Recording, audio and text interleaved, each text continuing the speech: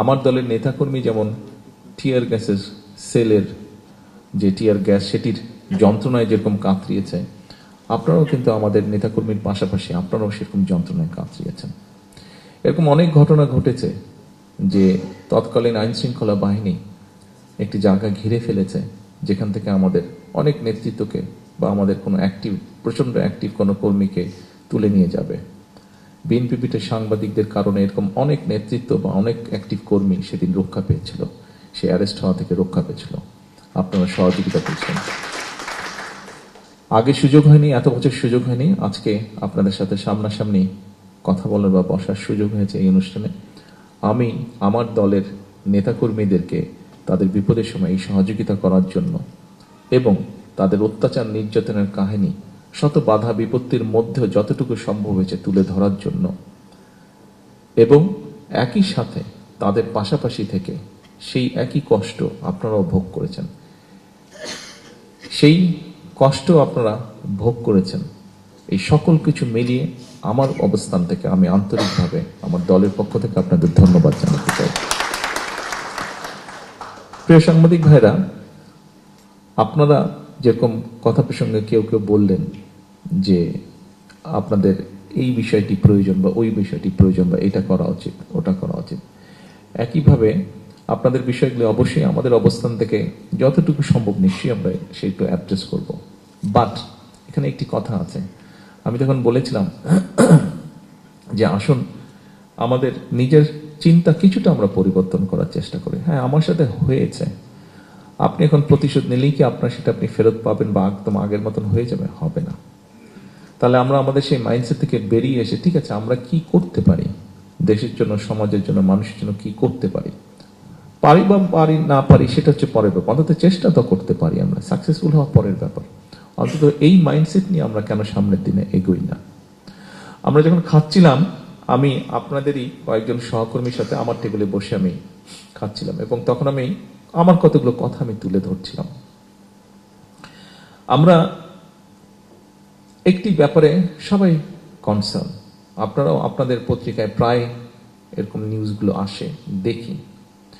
যেমন ধরেন আমাদের ইয়াং জেনারেশনের মধ্যে একটা প্রবলেম দেখা দিয়েছে, হয়তো বিশ্বব্যাপী কম বেশি আছে, আমাদের এখানেও খুব আছে, সেটা হচ্ছে ড্রাগের প্রবলেম।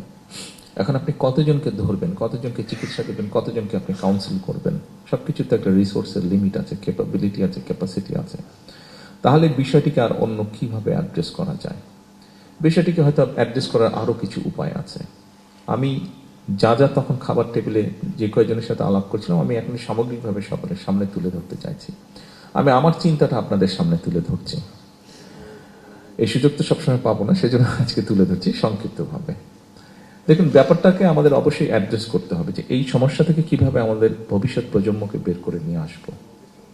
কিন্তু এই চিন্তার পাশাপাশি বা এই সমস্যা থেকে বের হওয়ার পাশাপাশি আরেকটাও বিষয় আছে যে আমার ভবিষ্যৎ প্রজন্মকে তো আমার সঠিকভাবে গড়ে তুলতে হবে তাদেরকে, যাতে তারা ভবিষ্যতে এই দেশটাকে গড়তে পারে, সামনে নিতে পারে, গড়ে তুলতে পারে। একটা ছেলে বা মেয়ে যেই হোক না কেন, 15 বছর বা 18 বছর বা 20 বছর, 22 বছর বা 25 বছর, এই আমরা সবাই এই স্টেজটা পার হয়ে এসেছি। এই সময় একটা মানুষের শারীরিক বা মানসিক যে এনার্জিটা থাকে, সেই এনার্জিটা তাকে বার্ন করার একটা এভিনিউ দিতে হবে, একটা স্কোপ দিতে হবে, সেই সুযোগ তাকে ক্রিয়েট করে দিতে হবে। আমরা ঢাকা শহর সহ বাংলাদেশে যেখানেই তাকাই না কেন, কয়টি খেলার মাঠ আছে, অর্থাৎ আমাদের যারা এখন এসবের মধ্যে ইনভলভ হয়ে যাচ্ছে অথবা সারাদিন সোশ্যাল মিডিয়ার মধ্যে আছে, বুঝি হোক না বুঝি হোক, ভালো মন্দের মধ্যে পার্টিসিপেট করে ফেলছে, খেলার মাঠ সব বন্ধ, ছেলে হোক মেয়ে হোক উভয়ের জন্য খেলার মাঠ বলতে গেলে নেই কোথাও।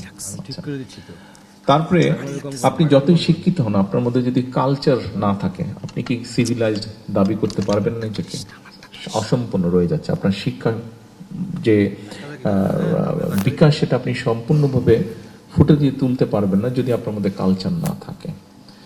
এর বাইরেও দেখুন, এই যে এনার্জিটা আছে ইয়াং জেনারেশনের মধ্যে, যে এনার্জিটা আছে মানসিক বা শারীরিক, এটা তাকে এইটা বার্ন করার জন্য তাকে তো ইনোভেশনের স্কোপ দিতে হবে।